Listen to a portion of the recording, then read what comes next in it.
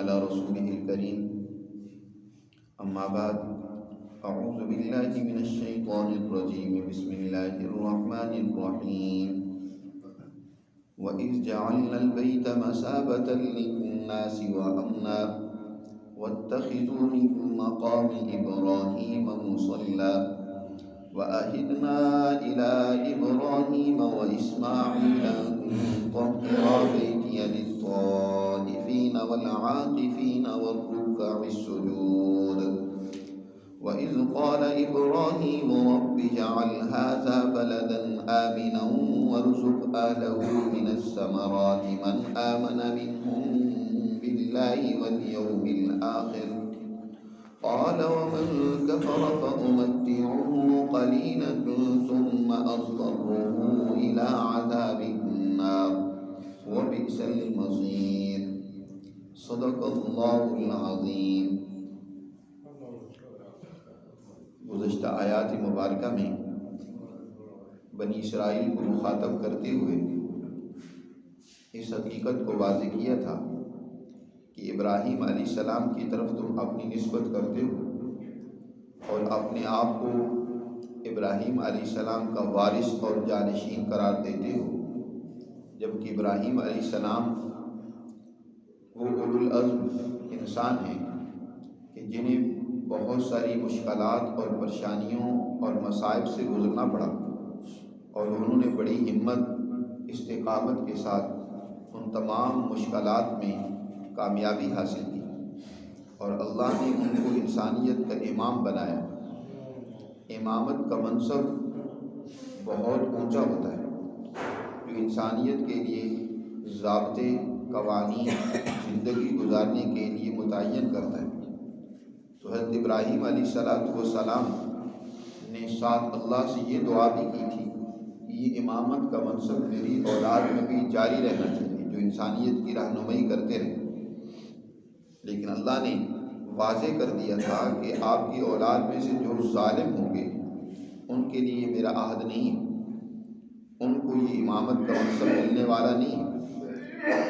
بنی اسرائیل کو یہ بات سمجھائی جا رہی ہے کہ تم نے ظلم و زیادتی کا راستہ اختیار کر رکھا ہے، ظالم طاقت اور قوتوں کے ساتھ تمہارے ساز باز ہیں، اور تم اپنے آپ کو کہتے ہو کہ ہم ابراہیم علیہ السلام کے جانشین اور وارث ہیں۔ ابراہیم علیہ السلام تو ظالموں سے برات کا اعلان کرتے ہیں۔ اللہ نے یہ بات واضح کر دی کہ جو ظالم ہوں گے آپ کی اولاد میں سے ان کا آپ سے کوئی تعلق نہیں ہوگا، اور نہ ہی آپ کو ملنے والے اس امامت کے منصب میں ان کا کوئی حصہ ہوگا۔ اسی ضمن میں مزید حضرت ابراہیم علیہ السلام نے جو انسانیت کے لیے ایک مرکز بنایا بیت اللہ الحرام، اس کی بھی یہاں تفصیلات کو قدر بیان کیا ہے۔ حضرت ابراہیم علیہ السلام وہ اولو العزم انسان ہیں جنہوں نے نوع انسانیت کی ہدایت اور ان کی رہنمائی کے لیے نہ صرف اصول اور ضابطے بنائے بلکہ ان اصولوں پر عمل کرنے اور کرانے کے لیے باقاعدہ ایک انتظام اور نظم بنائے۔ اس کے لیے انسانیت کو تربیت دینے، تعلیم دینے کے لیے انہوں نے مراکز بنائے۔ سب سے پہلا مرکز جو نوع انسانیت کی ہدایت اور رہنمائی کے لیے بنایا گیا وہ یہی اللہ کا گھر بیت اللہ ہے۔ قرآن مجید میں خود اس کو ان الفاظ میں بیان کیا گیا، ان اول بیت وضع للناس للذی ببکۃ مبارکا وہدی للعالمین۔ سب سے پہلے انسانیت کے لیے جو اللہ کی یاد اور اللہ کی طرف سے ہدایت اور رہنمائی کا مرکز بنایا گیا وہ بیت اللہ ہے، کہ وہ اللہ کا گھر ہے جو الذی ببکۃ جو مکہ کے اندر موجود ہے، مبارکن وہدن یہ بابرکت بھی ہے اور انسانیت کے لیے ہدایت کا بھی مرکز ہے۔ پھر اس کے 14 سال بعد حضرت ابراہیم علیہ السلام نے ایک دوسرا مرکز وہ مسجد اقصیٰ کی صورت میں بنایا۔ یہ وہ 2 بین الاقوامی سطح کے مراکز بنائے، ایک کے ذریعے سے مشرق کی تمام انسانیت کو متوجہ کیا اور ان کی رہنمائی اور ہدایت کے لیے اس کو مرکز بنایا، اور دوسرے کو تمام مغرب کی انسانیت کو ہدایت اور رہنمائی دینے کے لیے اس کو مرکز بنایا۔ تو حضرت ابراہیم علیہ السلام نے اللہ کا یہ عظیم گھر تعمیر کیا، اس کا یہاں تذکرہ کرتے ہوئے فرمایا کہ اس واقعے کو بھی یاد کرو کہ جعلنا البیت مثابۃ للناس، کہ ہم نے اس البیت سے مراد یہاں وہی بیت اللہ ہے، کہ ہم نے اس کو بنایا مثابۃ للناس، انسانیت کے لیے بار بار لوٹنے کی جگہ۔ مثابہ کسی سے سوال ہو، اس کو کہتے ہیں کہ بار بار کسی جگہ میں لوٹ کر جانا۔ بیت اللہ وہ اللہ کا عظیم گھر ہے کہ جب سے بنا اس وقت سے انسانیت اس گھر میں لوٹ کر آتی ہے، یا حج کرتی ہے اور عمرہ کرتی ہے، اور پھر جو واپس جاتی ہے تو وہ اس عزم اور ارادے کے ساتھ جاتی ہے کہ میں نے دوبارہ یہاں آنا ہے۔ اس کے دل میں دوبارہ یہ تمنا اور آرزو ہوتی ہے کہ اللہ کے اس گھر میں میری حاضری ہو۔ تو انسانیت یہاں بار بار لوٹ کر آتی ہے۔ ان کے لیے ہم نے اس گھر کو اب انسانیت کے لیے مثابہ بنا دیا، لوٹ کر آنے اور جمع ہونے کا مرکز بنا دیا کہ انسانیت یہاں جمع ہوتی ہے۔ وَأَمْنًا، اور دوسرا ہم نے اس کو امن کا گھر بنایا۔ اللہ کا یہ عظیم گھر اور سرزمین ایسی ہے کہ جہاں ہمیشہ سے امن رہا ہے۔ کبھی یہاں باوجود اس کے کہ اپنا جانی دشمن موجود ہو، اپنے باپ کا قاتل موجود ہے، دیکھ رہا ہے انسان کہ یہ وہ ہے جس نے میرے باپ کو قتل کیا، ہمارے خاندان میں جھگڑے پیدا کیے، ہمارے بھائی کو قتل کیا، لیکن اللہ کے اس گھر کی عظمت دلوں میں ایسی پیدا کر دی گئی کہ وہ اپنے اس باپ کے قاتل کو دیکھتے ہوئے اس سے تعرض نہیں کرتا۔ تو اللہ نے اس کو امن کا گہوارہ بنایا ہے ہمیشہ کے لیے۔ نبی کریم صلی اللہ علیہ وسلم نے مدینہ منورہ کے بارے میں بھی یہی دعا کی کہ یا اللہ، جیسے ابراہیم علیہ السلام نے بیت اللہ کے لیے دعا کی تھی اور اس کو حرم مکہ قرار دیا تھا کہ وہاں کسی کو کوئی اذیت اور تکلیف نہ پہنچے، یہاں تک کہ کسی جانور اور شکار کو بھی تکلیف اور اذیت نہ پہنچائی جائے، اسی طرح اللہ میں اس مدینہ منورہ کو حرم قرار دیتا ہوں کہ یہاں بھی احترام ہونا چاہیے، انسانیت کا احترام ہو اور دیگر چیزوں کا احترام ہو۔ تو اللہ نے امن کی جگہ بنایا۔ قریش مکہ کے لیے اللہ نے ایک جگہ پر ان پر احسان جتلاتی ہوئی سورہ قریش میں فرمایا، قریشیوں کو اللہ کا کتنا شکر ادا کرنا چاہیے تھا، انہیں کتنی اس اللہ کے عظیم گھر کے رب کی عبادت کرنی چاہیے تھی۔ فَلْيَعْبُدُوا رَبَّ هَٰذَا الْبَيْتِ، دیکھیے اللہ نے ان کو دو بہت بڑی نعمتیں عطا کی ہیں۔ الَّذِي أَطْعَمَهُم مِّن جُوعٍ وَآمَنَهُم مِّن خَوْفٍ، اس ذات نے ان کو بھوک سے کھلایا، ان کی بھوک دور کی، اطعمہم من جوع، معاشی خوشحالی عطا کی، اور دوسرا یہ ہے کہ ان کو امن عطا کیا، وآمنہم من خوف، یہ سرزمین ہر دور میں ہر اعتبار سے پرامن رہی ہے، آس پاس فسادات بھی ہوتے رہے، لوٹ مار، جھگڑے، قتل و غارت گری بھی ہوتی رہی، لیکن یہ سرزمین اور یہ جگہ پرامن رہی۔ تو اللہ کا کتنا بڑا احسان ہے۔ یہی دو یاد رکھے بنیادی مقاصد ہوتی ہیں کسی بھی مملکت کے کہ وہ اپنی رعایا کو امن دیں اور اپنی رعایا کو خوشحالی دیں، اور یہ دو بڑی اللہ کی نعمتیں قرآن میں دوسری جگہ پر ان دونوں نعمتوں کا ذکر کرتے ہوئے فرمایا، ایک مثال دیتے ہوئے ایک شہر اور بستی کی کہ ضرب اللہ مثلا قریۃ آمنۃ مطمئنۃ یأتیہا رزقہا رغدا من کل مکان، اللہ ایک مثال بیان کرتا ہے ایسی بستی اور شہر کی کہ جہاں ہر طرف سے رزق کی فراوانی تھی، خوشحالی تھی، اور وہ سرزمین امن والی بھی تھی۔ یأتیہا رزقہا رغدا من کل مکان، ہر طرف سے اللہ تعالیٰ کی نعمتیں وہاں آتی تھی، اور دوسرا یہ کہ آمنتاً، امن تھا، اطمینان سے زندگی لوگ گزارتے تھے، لیکن انہوں نے کفر کیا، اللہ کی نعمتوں کی ناشکری کی، تو فَأَذَاقَ اللَّهُ لِبَاسَ الْجُوعِ وَالْخَوْفِ، تو اللہ نے ان کے اوپر بھوک مسلط کر دی اور اللہ نے ان کے اوپر خوف مسلط کر دیا۔ تو کسی سوسائٹی میں خوف کا ہونا، معاشی تنگدستی اور غربت کا ہونا، بھوک کا ہونا، یہ اللہ کا عذاب ہوتا ہے، اور اللہ کا انعام یہ ہوتا ہے کہ وہاں امن ہو، وہاں خوشحالی. تو حضرت ابراہیم علیہ السلام نے اللہ کا یہ عظیم گھر بنایا، اور ہم نے اس گھر کو اور اس کے آس پاس کی جگہ کو امن کا مرکز اور گہوارہ بنایا. اور وَاتَّخِذُوا مِن مَّقَامِ إِبْرَاهِيمَ مُصَلًّى، جب امن ہوتا ہے تو پھر ہی صحیح طریقے سے تعلیم حاصل کی جاتی ہے. اگر بدامنی ہو، خوف پیدا ہوا ہو، ڈر لگا ہوا ہو، تو کلاس میں بچے جو ہیں بجائے تعلیم کی طرف متوجہ ہونے کے ان کا ذہن کہیں اور ہی گھوم رہا ہوگا، ہر وقت ڈر اور خطرہ لگا رہے گا. تعلیم کے لیے امن کا ہونا نہایت ضروری ہے.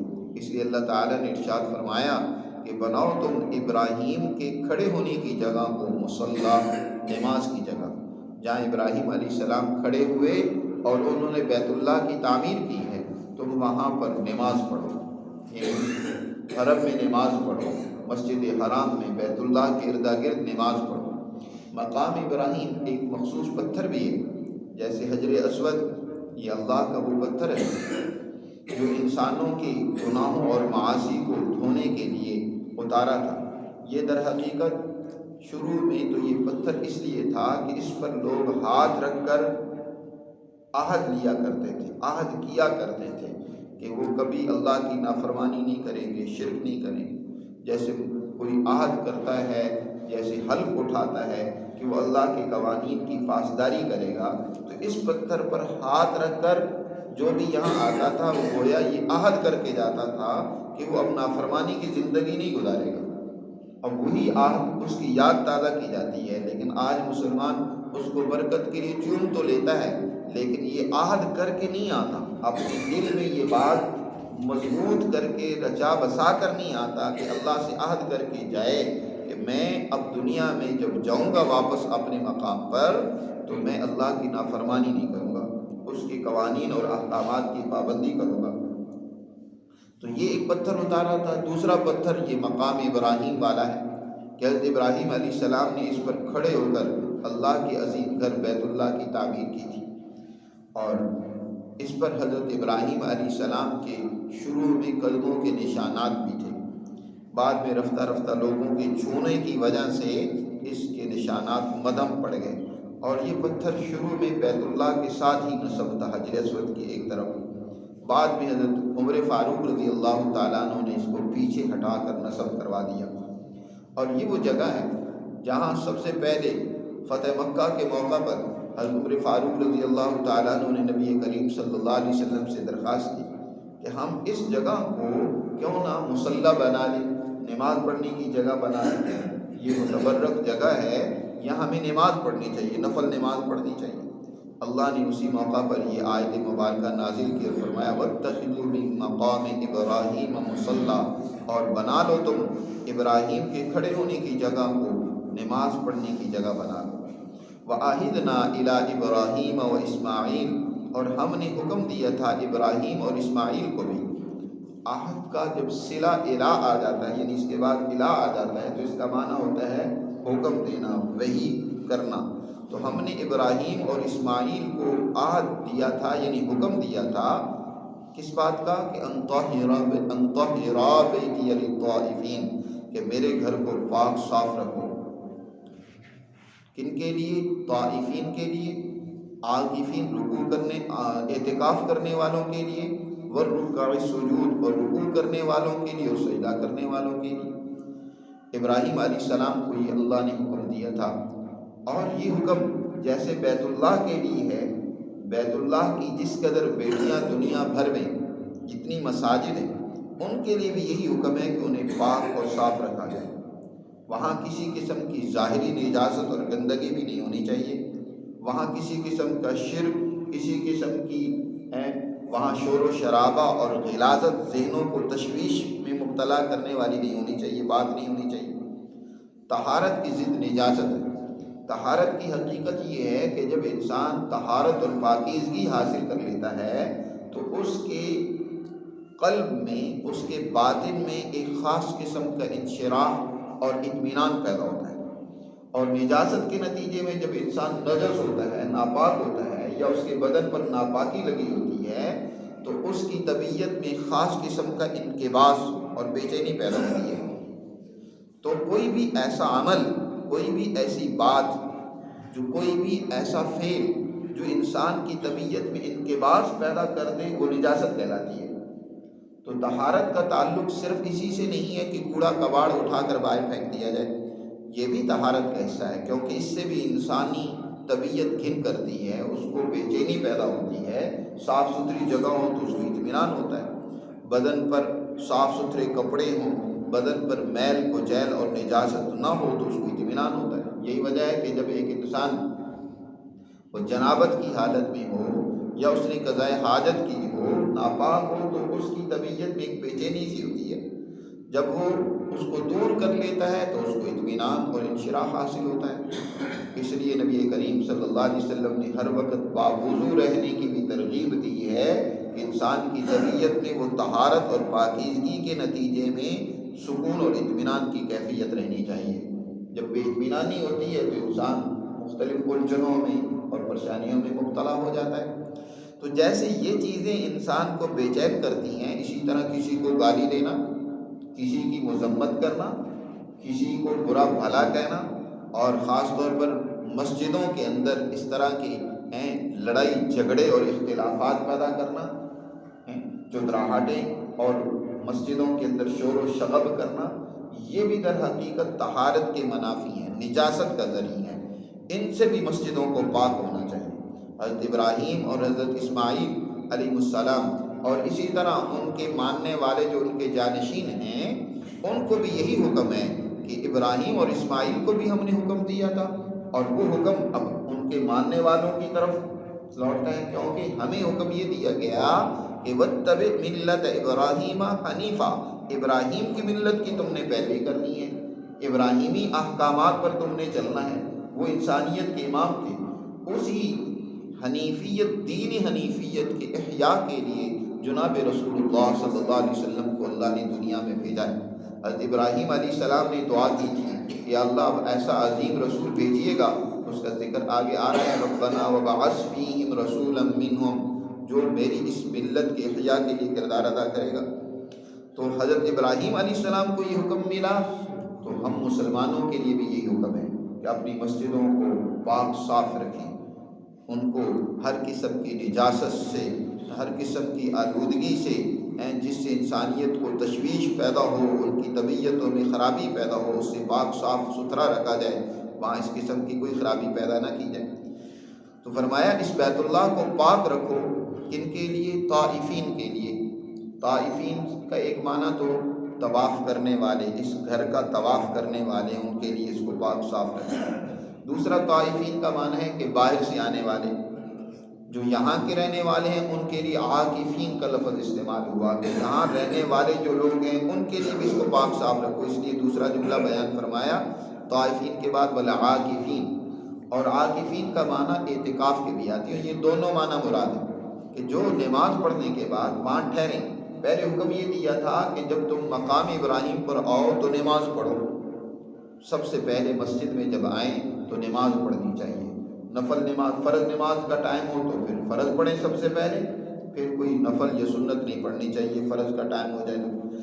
اگر اس میں ابھی وقت باقی ہے اور نماز پڑھی جا سکتی ہے تو پھر نفل نماز پڑھنی چاہیے، لیکن اگر کوئی ممنوع وقت ہے تو تم اس وقت ذکر کرو، اللہ کی طرف متوجہ ہو، جو نماز کا مقصد اور خلاصہ ہے۔ اب نماز پڑھنے کے بعد کیا کرنا ہے؟ وہاں ٹھہرنا ہے، نماز پڑھ کر وہاں اعتکاف کرنا ہے، وہاں رکنا ہے، اللہ کی طرف متوجہ ہونا ہے۔ نماز کے بعد کا وقت اللہ سے مانگنے، دعا کی قبولیت کا وقت ہوتا ہے۔ اس وقت جب بندہ فرض نماز کے بعد، خاص طور پر احادیث مبارکہ میں الدعاء بعد المکتوبہ کے الفاظ آتے ہیں کہ وہ دعا اللہ کے ہاں قبول ہوتی ہے جو فرض نماز کے بعد مانگی جاتی ہے۔ لیکن آج ہم مسلمانوں کا یہ حال ہے کہ جو ہی سلام پھرتا جاتا ہے ایسے مسجد سے دوڑ لگاتے ہیں جیسے کہ جانوروں کو ان کے باڑے سے نکال دیا جائے تو وہ بھاگتے ہیں۔ مسجد میں ٹھہرنے کا رواج ہی نہیں ہے، رکنے کا رواج ہی نہیں، اللہ کی طرف متوجہ ہونے کا رواج ہی نہیں، دعا کی بھی پرواہ نہیں کی جاتی، اور بس سلام پھیرتی ہی جیسے کہ کوئی بہت بڑا بوجھ تھا اس کو سر سے پھینکا اور دوڑ لگا دی۔ تو والعاکفین، اور اعتکاف کرنے والوں کے لیے مسجد کو اور بیت اللہ کو پاک صاف رکھو، اور اسی طرح آگے مزید فرمایا وَالرُّكَّعِ السُّجُودِ، رکوع کرنے والوں اور سجدہ کرنے والوں کے لیے بھی مسجد کو پاک اور صاف رکھو کہ وہاں اطمینان کے ساتھ لوگ نماز ادا کر سکیں۔ جب اللہ تعالیٰ نے حضرت ابراہیم علیہ السلام کو یہ حکم بھی دیا اور بیت اللہ کی تعمیر حضرت ابراہیم علیہ السلام نے مکمل کر لی تھی اور یہاں انسانیت کا مرکز بن گیا، تو اب حضرت ابراہیم علیہ السلام نے یہاں کے رہنے والوں کے لیے ایک دعا کی دوسری۔ جیسے میں نے ذکر کیا کہ دو ہی چیزیں مطلوب ہیں دنیا کے اندر، امن اور خوشحالی۔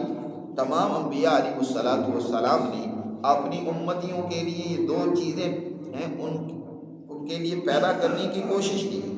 نبی کریم صلی اللہ علیہ وسلم نے دنیا میں امن پیدا کیا، تمام جھگڑے، لڑائیاں، اختلافات ختم کیے اور دوسری خوشحالی پیدا کی۔ آج ایک اور بڑی عجیب سوچ پیدا ہو گئی مذہبی طبقے کے اندر کہ اس دنیا کی خوشحالی کو وہ دنیا قرار دے کر رد کر دیتا ہے اور کہتا ہے کہ یہ دنیا تو قید خانہ ہے، یہ تنگی کا گھر ہے، یہ مشکلات کا گھر ہے، بس آخرت کی فکر کرنی چاہیے۔ نہیں، یاد رکھو یہ سوچ درست نہیں ہے۔ دنیا کے اندر بھی مالی خوشحالی، دنیا کے اندر بھی عزت، دنیا کے اندر بھی وقار اور اعلیٰ اخلاق مطلوب ہے۔ اس دنیا کے اندر محنت کرنی ہے۔ حضرت ابراہیم علیہ السلام بھی اپنے رب سے دعا کرتے ہیں اپنی قوم اور اپنی امت کے لیے اور یہاں آنے والے لوگوں کے لیے کہ اللہ ان کو ہر طرح کے پھلوں سے رزق عطا فرمائے۔ فرمایا وَإِذْ قَالَ إِبْرَاهِيمُ، اور وہ واقعہ بھی یاد کرو کہ جب ابراہیم نے دعا کرتے ہوئے کہا رب اجعل، اے میرے پروردگار بنا دے تو اس شہر کو امن والا، بلدن آمنا، امن والا اس کو شہر بنا، یہ شہر یہاں کسی کو کوئی ڈر خوف نہ ہو۔ اور دوسری کیا دعا کی؟ وَارْزُقْ أَهْلَهُ مِنَ الثَّمَرَاتِ، اے اللہ یہاں کے رہنے والوں کو ہر طرح کے پھلوں سے رزق عطا فرما۔ وَارْزُقْ أَهْلَهُ مِنَ الثَّمَرَاتِ، ہر طرح کی خوشحالی عطا فرما، رزق کی فراوانی عطا فرما۔ ثمرات گویا کہ پھل کو بھی کہتے ہیں، اور یاد رکھو سب سے اعلیٰ غذا پھل ہی ہوتا ہے۔ یہ جو گندم اور اناج ہے یہ کوئی اتنی اعلیٰ درجے کی غذا نہیں ہے۔ اعلیٰ درجے کی غذا جس میں سب سے زیادہ غذائیت پائی جاتی ہے وہ چاہے پھل، یہ تازہ پھل ہوں یا ڈرائی فروٹ وغیرہ ہوں، ان کے اندر غذائی اثرات بھی ہوتے ہیں اعلیٰ درجے کے اور دوائی اثرات بھی ہوتے ہیں۔